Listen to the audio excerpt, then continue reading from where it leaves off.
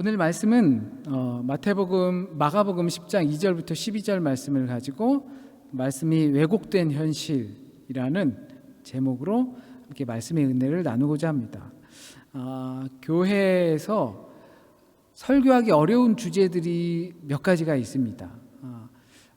되려면 계속 될 수도 있겠지만 보통 현대인들이 껄끄러워하고 싫어하는 설교의 주제가 헌금에 관한 겁니다. 헌금에 관한 것들을 이야기하면 껄끄러워합니다. 자칫 잘못하면 교회에서 돈 밝힌다, 돈 이야기한다라는 소리를 듣기가 아주 십상입니다.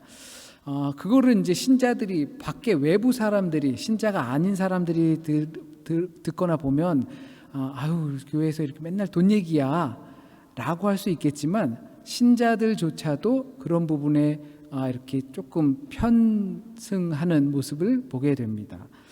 그게 왜 그럴까요? 왜 그런 현상이 나타날까요? 그러다 보니까 이제 말라기서를 11조를 해봐라. 그러면 내가 복을 어떻게 주는지 한번 나를 시험해봐라 라는 말씀을 이용 또는 악용해서 설교 강단에서 사용하기까지도 합니다. 성경에 기록이 되어 있으니까요. 또 바울은 여러 다른 교회들을 돕기 위해서 연보라는 것을 걷었죠. 교회를 다니면서 연보, 후원금을 걷어서 연약한 교회를 돕는 데 사용하러 다녔습니다. 그럴 때 바울이 자주 사용하였던 표현이 하나님은 마음을 들여 기뻐 드리는 사람의 것을 기뻐 받으신다 라고 하면서 그 말씀을 또 이용 또는 악용해서 교회 강단에서 헌금을 걷기 위한 수단으로 설교한다라고 이해하는 경우가 종종 있습니다. 또 그런 것과 다르게 요즘 현대 추세에 따라서 설교하기 조금 어려운 주제가 바로 오늘 본문에서도 나오는 이혼에 관한 문제라고 생각합니다. 1차적으로는 성경에선 이혼을 금하고 있기 때문이죠. 제가 어렸을 때만 해도 부모님이 안 계시거나 이혼을 하셨거나 그리고 편부에서 자라는 그 가정을 결손 가정이라고 했어요. 뭔가 이제 결함이 있다 뭐 이런 식의 표현이죠.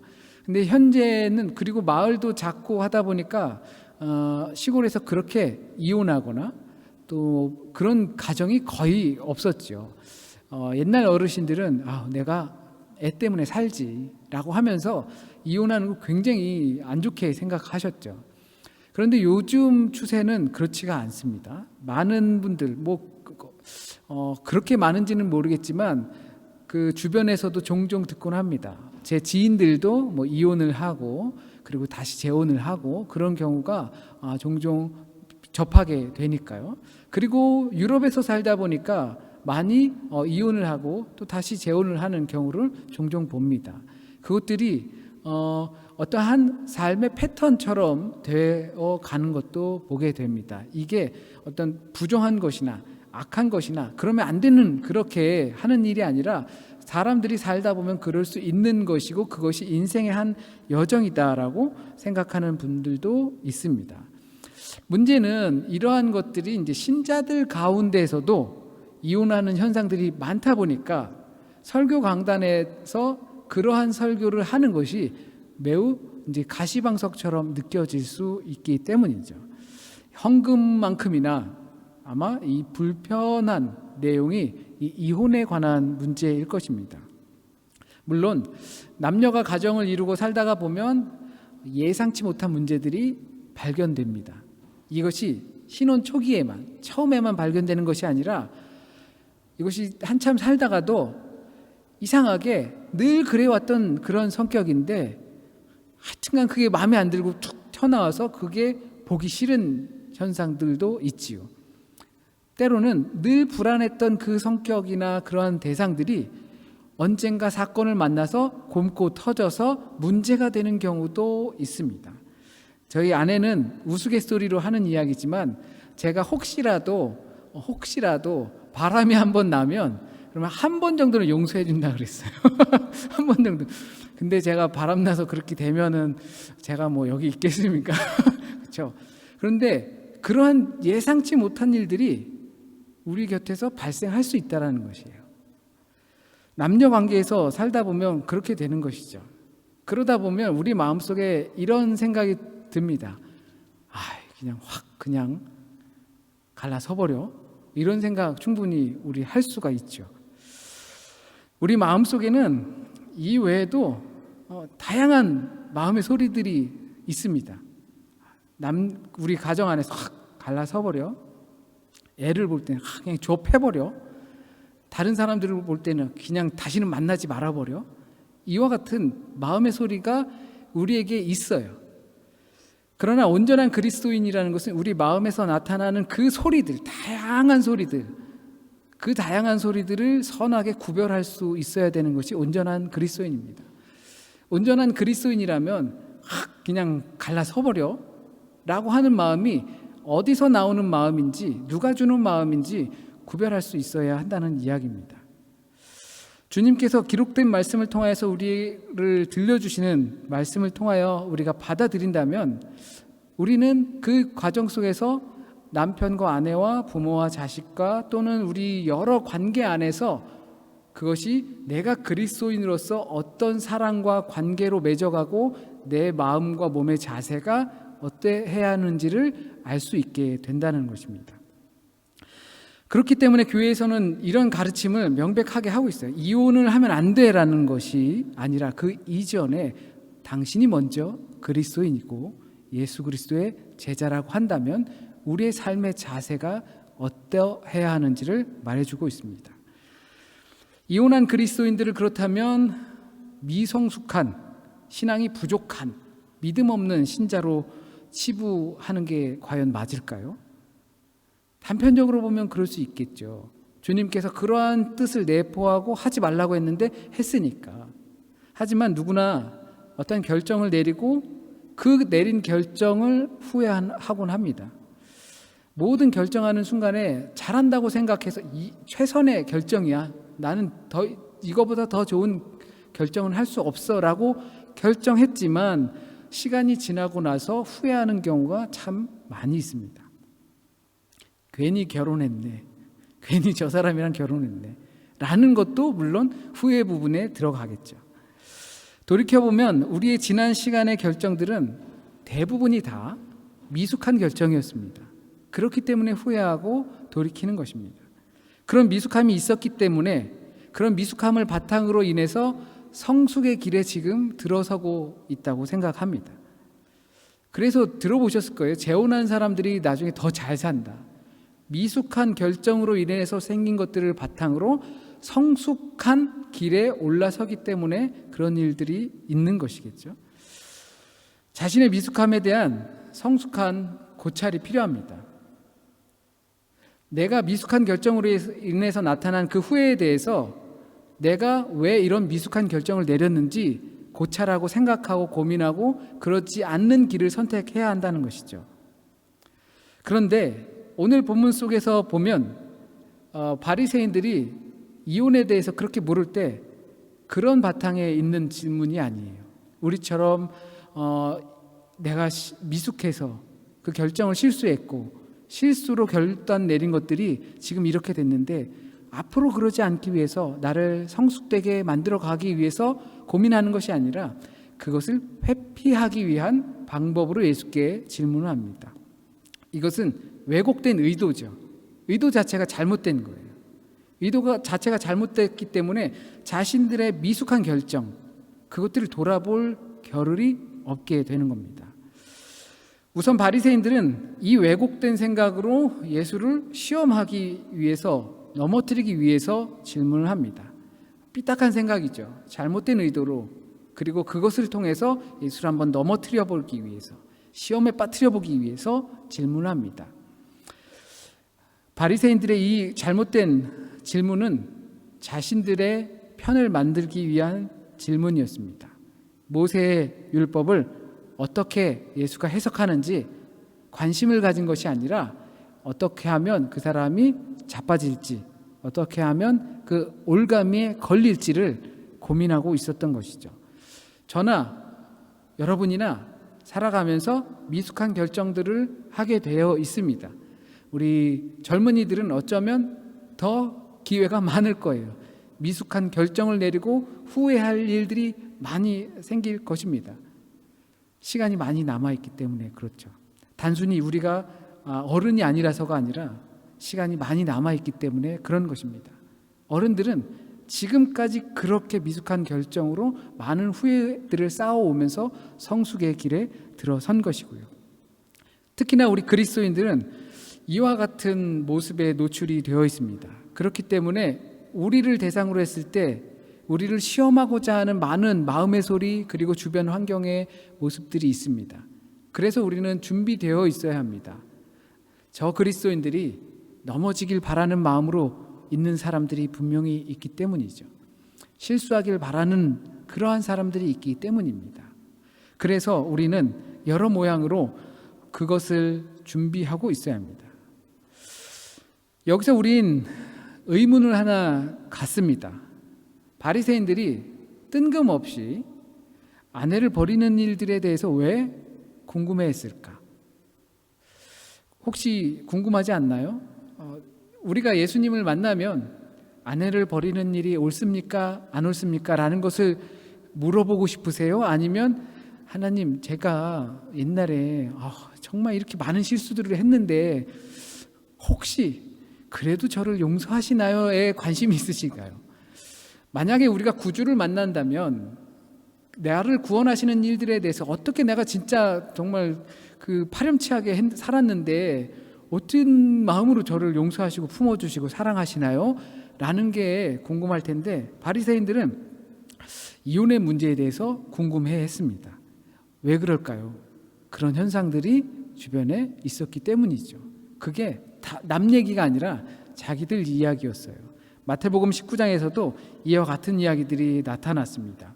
그런데 여기서는 내가 했던 그 행동들에 대해서 정당성을 만들기 위해서요.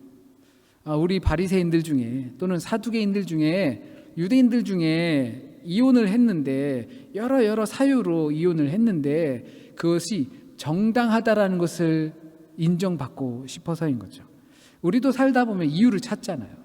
내가 이러한 결정을 해서 이러한 실수가 나서 이것 때문에 문제가 생겼는데 그거에 대해서 나는 그렇게밖에 결정할 수밖에 없었고 그렇게 될 수밖에 없었어. 나는 최선을 다했고 정당한 결정을 했지만 이렇게밖에 될 수 없었던 거예요. 그러니까 내 문제가 아니야라는 내 그 결정에 대한 정당성을 찾고 싶은 거예요. 내 잘못 아니라고 해줘 라고 말하는 거예요. 우리가 그 이혼을 했는데 모세 율법에 그렇게 써 있잖아. 그러니까 우리를 좀 인정해줘. 나 용서해줘. 아니야, 잘못한 거 아니라고 말해줘 라고 이야기를 하고 있는 것입니다. 여기에는 두 부류가 있었습니다. 모세의 율법처럼 아내를 버려도 된다 또는 아내를 합법한 이유가 아니면 버리면 안 된다 라고 하는 두 부류가 있었는데 또 그것을 이용해서 우리 말이 맞지, 왜냐하면 합법한 이유 없이 이혼을 했던 사람들이 있었고 어떤 이들은 합법한 이유로 인해서 이혼을 했거나 또한 자기의 문제들을 하여튼 우리가 맞다는 것을 정당성을 인정받기 위해서인 것입니다. 우리가 지금 들으면 그냥 누구 편 하나 들어주면 되는 거 아닌가라고 생각하실 수도 있겠죠. 굳이 그렇지 않더라도 예수님 꼭 그것이 예수님 생각을 이야기해 주시면 되는 거 아닐까라고 생각할 수도 있겠죠.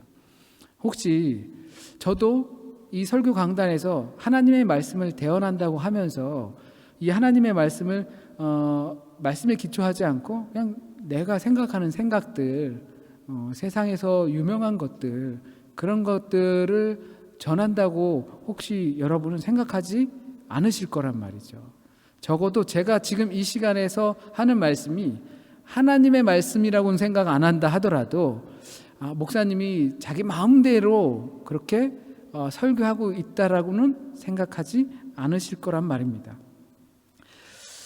이 사람들은 그렇게 불순한 의도로 질문을 던졌습니다. 불순한 의도로 질문을 던지면 왜곡된 의도로 질문을 던지면 그 해석이 왜곡될 수밖에 없겠지요. 이 바리새인들은 모세가 우리에게 그렇게 가르쳤다. 아내를 버려도 된다고. 그 내용이 성경에 보면 관주가 되어 있습니다. 신명기 24장 1절이라고 관주가 되어 있습니다. 그 내용은 이렇습니다. 사람이 아내를 맞이하여 데려온 후에 그에게 수치되는 일이 있음을 발견하고 그를 기뻐하지 아니하면 이혼 증서를 써서 그의 손에 주고 그를 자기 집에서 내보낼 것이요. 아내를 맞았는데 아내가 그러니까 문제가 있어요. 문제가 있어서 내가 마음이 불편해. 내 평생 그 생각을 가지고 평생 못 살 것 같아. 그러면은 문제가 되니까 그것을 이혼할 수 있는, 아내를 가정으로 원천 돌려보낼 수 있는, 버리는 것이 아니라 원래로 다시 이것을 리셋할 수 있는 기회를 준다라는 내용입니다. 근데 바리새인 오늘 본문 말씀에 보니까 의도가 잘못됐다 보니까 해석이 잘못됐죠. 버려도 된다라고 했다는 것이죠. 모세는 그렇게 이야기하고 있지 않은데도 말입니다. 이들의 왜곡된 의도는 이처럼 왜곡된 해석을 불러일으켰습니다. 우리에게도 그럴 수 있다는 거죠. 우리의 의도 자체가, 마음먹음 자체가 잘못되면 하나님의 말씀을 불편하게 받아들일 수 있게 된다는 겁니다. 성경에 기록된 대로 헌금에 대해서, 연보에 대해서, 봉사에 대해서, 헌신과 충성에 대해서 이야기할 때 불편하게 느껴질 수 있다라는 것입니다. 어떤 의도를 가지고 있는가에 따라서 우리는 완전히 다른 해석이 나올 수 있다는 것을 압니다. 그것으로 우리의 결정과 상황 판단도 달라질 수 있는 거죠. 그렇게 되면 우리의 인생도 달라질 수 있는 겁니다.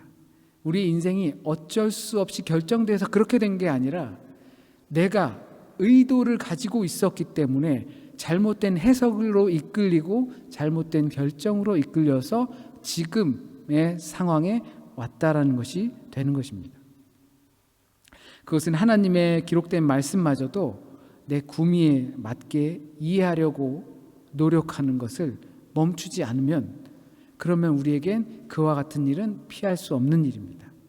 그것을 예수께서는 완악한 마음이 있다라고 표현을 하고 계십니다. 이 완악한 마음은 신약 성경에 딱 3번 나옵니다.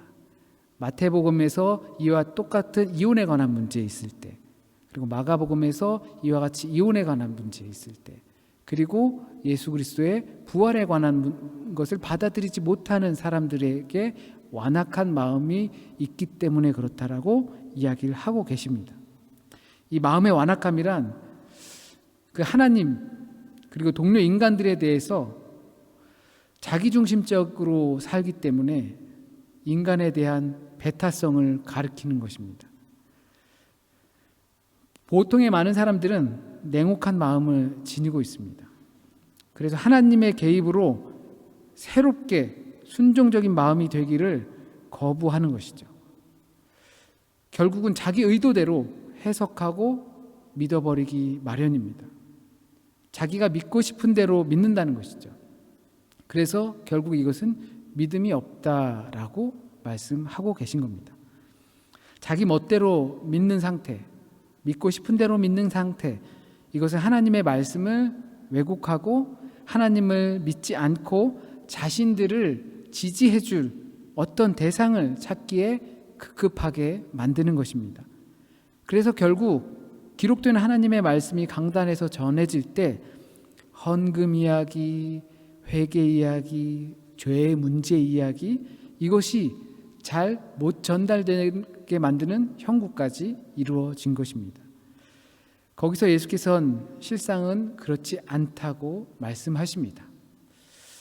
우리의 완악한 마음 때문에 우리가 그런 마음으로 잘못된 의도로 잘못된 해석을 하고 그것을 견디지 못하고 아내의 결함 또는 남편의 결함을 통해서 내가 그것을 볼 때마다 마음 불편하고 신경 쓰이고 그렇기 때문에 너희들의 완악한 마음, 믿음 없음 때문에 허락해 준 것이지 원천적으로 그것은 허락되는 것이 아니다라고 하는 것입니다. 우리가 살아가는 관계 가운데서도 비슷합니다. 우리가 살아가는 관계 가운데서 저 사람 보면 정말 부글부글 끓는 사람 있을 수도 있어요. 그렇죠? 부글부글 끓기도 하고 보기 싫기도 하고 피하고 싶고 그런 일들이 생깁니다.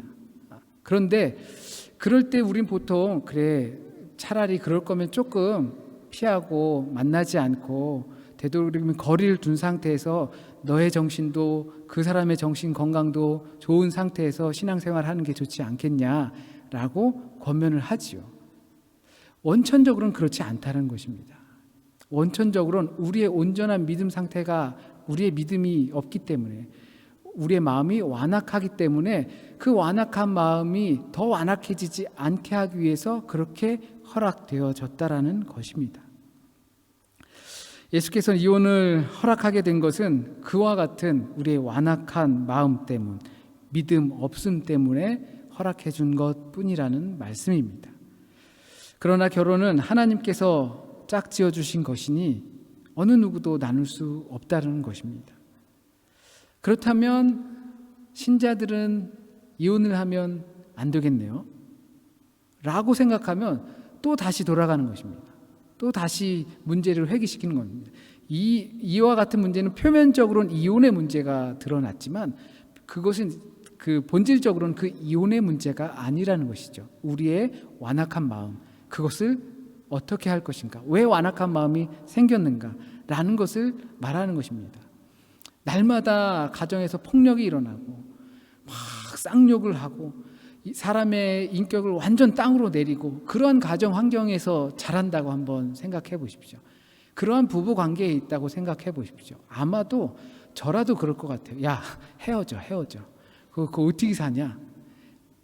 몇 년을 그렇게 살았는데도 안 돼? 그러면 헤어져. 어쩌면 그럴 것 같아요. 아마 제 딸이 그런 가정으로 결혼을 했다 그러면 아마 저라도 앞장서서 데리고 올 것 같아요. 이것은 이혼을 하고 안 하고의 문제가 아니라, 그리고 저 사람을 만나고 안 만나고의 문제가 아니라, 헌금을 하고 안 하고의 문제가 아니라는 것입니다. 우리의 미숙함이 결정을 내렸는데 그 결정이 완악한 우리의 그 왜곡된 의도를 통해서 그 하나님의 말씀을 왜곡되게 해석해서 그렇게 우리에게 나타난 현상이라는 것을 말하고 있는 것입니다. 그것이 바로 불순한 의도, 자기에겐 잘못이 없고 있다고 하더라도 최소한의 책임만 지고 싶어하는 마음, 자신의 미숙한 선택을 보호받고 싶어하는 마음, 그런 것들로 둘러싸여 있는 우리를 보라는 것입니다. 서두에도 말씀을 드렸지만 우리는 미숙한 결정을 내리게 됩니다. 그 성찰의 시간을 통해서 또한 우리는 성숙해질 것입니다. 그러나 문제가 되는 것은 그 자신의 미숙함을 정당화하려는 자기 의도, 자기 해석으로 하나님의 말씀이 우리의 인생에 개입하지 못하게 하는 완악한 마음이 문제라는 것입니다. 제가 말씀을 드릴 때 비록 제가 이 시간에 기록된 하나님의 성경 말씀을 우리의 삶에 적용하기 위해 말씀을 드리는 것이다라고 말씀을 했지만, 지금 이 시간의 말씀을 아마도 하나님의 말씀이다라고 직접적으로 생각하시는 분들은 많이 안 계실 거예요. 왜냐하면 그 말씀이 하나님께서 지금 나에게 하시는 말씀이다라고 생각한다면 우리의 삶이 지금까지 그렇게 되진 않았을 거라는 생각을 해봅니다. 이 말씀을 듣고 깨달은 것이 하나님께서 나에게 주신 말씀이다라고 깨달았는데 우리의 행동이 조금도 움직이지 않는다면 그것은 하나님의 말씀이라고 생각하는 것이 아닐 거예요. 아마도. 그것처럼 우리의 의도를 가지고 해석하고 그렇게 하게 되면 하나님의 말씀이 우리의 인생과 삶 속에, 현실 속에 개입되는 것을 거부하는 완악한 마음, 그 완악한 마음 때문에 우리는 이와 같은 문제에 이혼을 해도 되나요? 라는 것을 묻게 되는 것입니다. 11조를 해야 되나요? 라는 것을 묻게 되는 것입니다. 예수께서는 단순하게 이혼하지 말라, 그래서 이혼만 안 하면 되겠네요. 11조를 해라, 11조를 하면 되겠네요. 마음은 없고 이혼은 안 했지만 정말 이혼하는 것만도 못하게 산. 그렇지 않습니다. 왜 그와 같은 내용들이 불편하냐? 왜 그것이 자꾸 눈에 가는가? 모세의 율법이 없었으면 도대체 너는 어떻게 살려고 했느냐? 라는 겁니다. 이스라엘은 하나님과 계약 관계에 있었죠. 결혼도 결국은 계약입니다. 그런데 이것을 계약 파기하고 싶다라는 것입니다. 내 인생에 너무 깊이 들어오지 마세요 라고 하는 것입니다.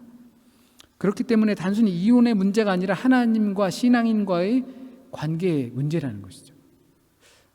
이것을 표현하자면 하나님께 내 안방의 열쇠를 드릴 수 있느냐라는 겁니다. 집 열쇠 다 드리고 하나님 들어오셔서 거실도 좀 보시고 내 침실도 좀 보시고 내 서재도 좀 보시고 내 냉장고도 좀 열어보셔서 그렇게 나를 개입해 주세요. 들어오셔서 주님께서는 우리 안에 우리 방 안으로 들어오시면 거실도 정리해 주시고 또 침실도 정리해 주시고 필요가 없는 것은 버려 주시고 무엇을 먼저 해야 될지 순서를 정해 주시는데 우리는 그것을 착각합니다. 주님, 왜 내가 시키는 대로 안 하셨어요? 여기 놓지 말라고 그랬잖아요. 여기까지는 들어오지 말라고 그러셨잖아요. 여기까지 들어오면 좀 곤란합니다. 이건 내 개인 사생활이에요. 너무하신 거 아니에요? 이것이 완악한 마음입니다. 이 마음을 통해서 우리 현실에 하나님의 말씀이, 하나님의 명령이 우리의 삶에 개입하지 못하게 하는 그 완악한 마음입니다. 그렇게 되면 우리도 그와 같이 밖에 나타나는 현실에 대해서, 문제에 대해서 관심을 갖게 되는 것입니다. 주님과 우리의 관계는 정당화하기 위해서 사용되는 관계가 아닙니다. 이혼 안 하면 좋지요. 과정이 화목하면 좋지요. 헌금도 하면 좋지요. 죄를 짓지 않으면 좋지요. 그러려면 하나님의 말씀이 우리의 삶의 현실에 개입되어야 하는 것입니다.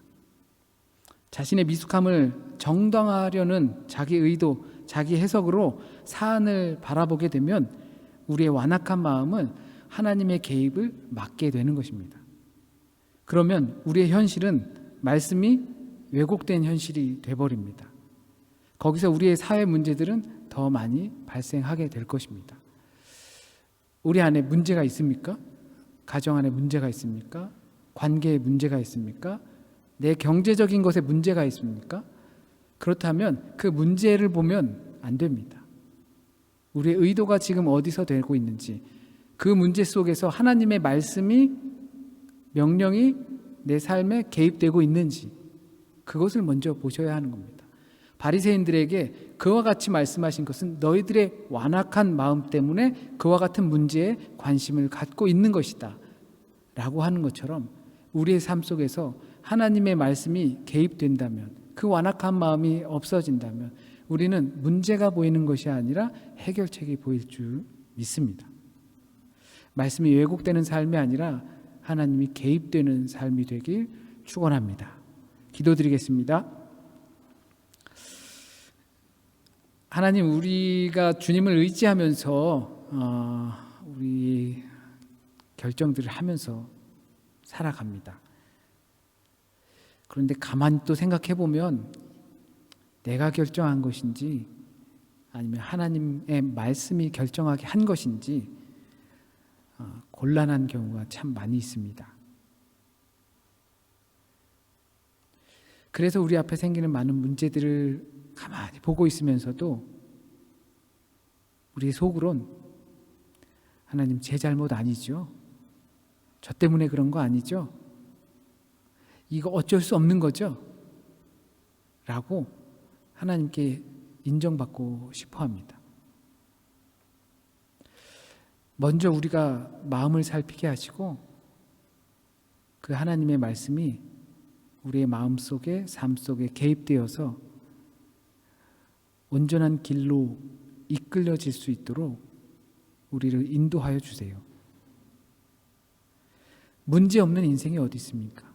문제 없는 세상이 어디 있습니까? 과거에도 이와 같은 질병들은 있었고, 과거에도 이보다 더 심각한 전쟁도 있었고, 그 가운데서도 하나님은 꾸준히 역사를 써오고 계셨습니다.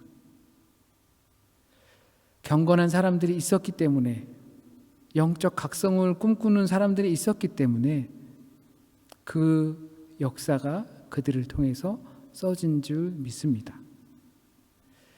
지금 우리 앞에 크고 작은 많은 문제들이 있다 하더라도 그 문제를 보는 것이 아니라 우리의 완악한 마음을 보게 하시고, 그 완악한 마음 속에 하나님의 말씀이 개입되고 또 도전이 될 수 있게 인도하여 주세요. 오늘 이 시간